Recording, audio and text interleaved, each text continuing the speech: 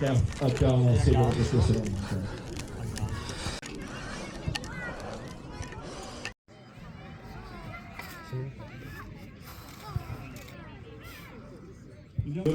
È una community incredibile che si occupa in Italia di fare divulgazione di tecnologia, informatica, alla meccanica, eccetera. È una battaglia di robot di storia e... Procede bene, stiamo preparando la ground station, quindi la stazione di terra che riceverà i dati, con 2 sistemi diversi indipendenti per evitare di perdere qualsiasi dato. Dopodiché faremo un check meteo, un'ultima simulazione per avere la quota finale e infine inizieremo a gonfiare il pallone e poi molto velocemente, una volta gonfio, lo chiuderemo e lo rilasceremo effettivamente e lo lasceremo andare. In più, ecco, appunto c'è la preparazione delle radiosonde, sonde che quindi comunicheranno i dati moderni.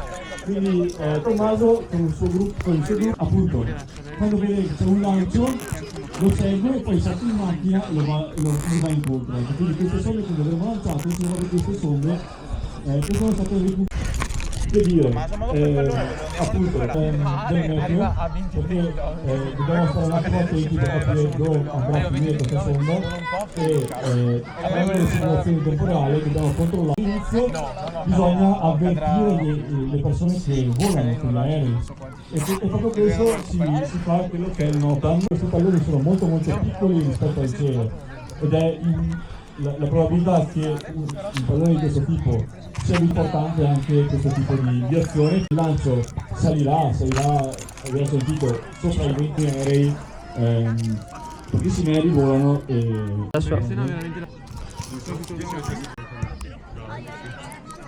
Un po' più di energia, siete carichi di questo lancio?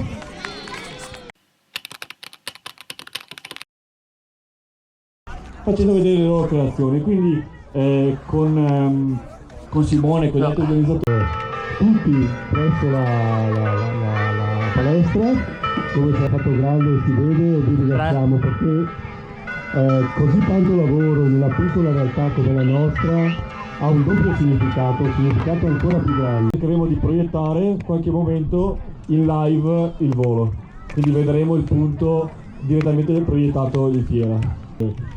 Passate per di lì. E averne 2 perché chiaro i dati sono gli stessi, però intanto possiamo sempre comparare i dati, vediamo se un sensore...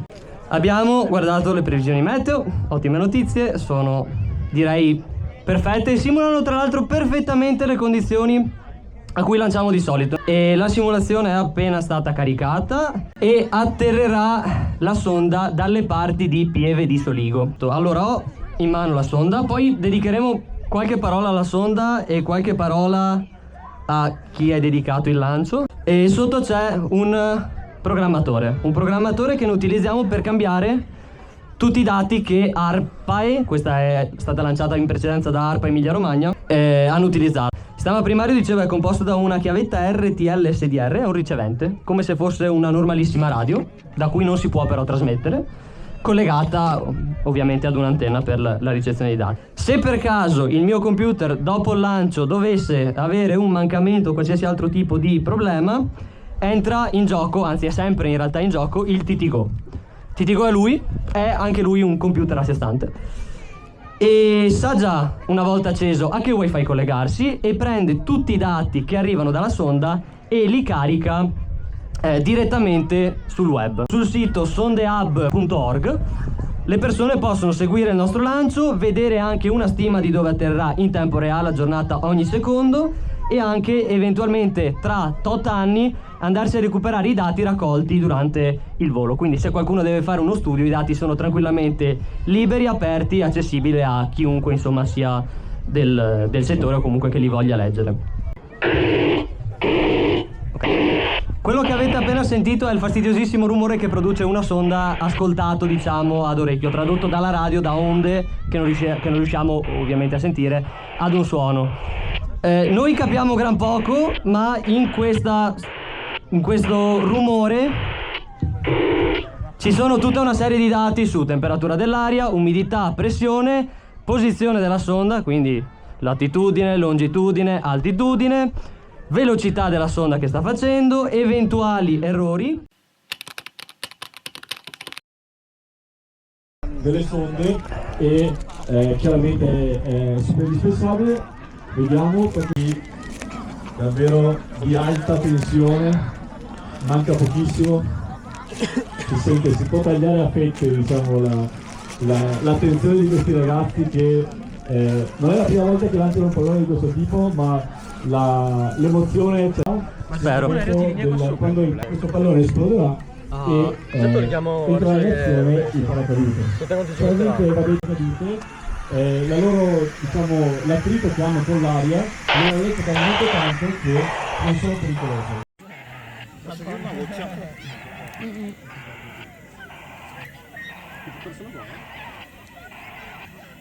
Vedete che il payload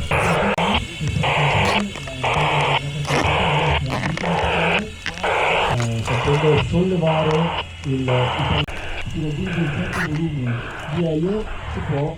Ok, abbiamo mezzo chilo di zavorra, appena alza mezzo chilo vuol dire che riesce a portare i 250 circa grammi della sonda.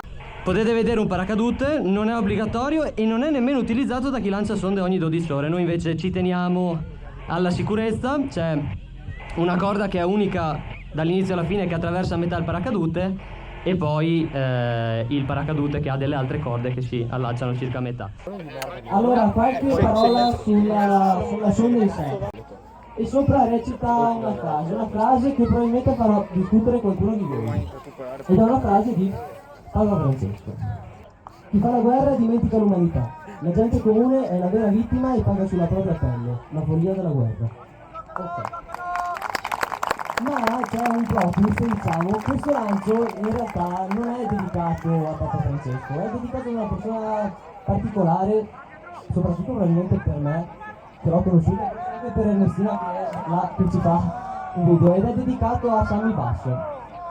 Probabilmente tanti di voi lo conosceranno. È impossibile descrivere Sammy. Sammy era semplicemente Sammy, dicevo.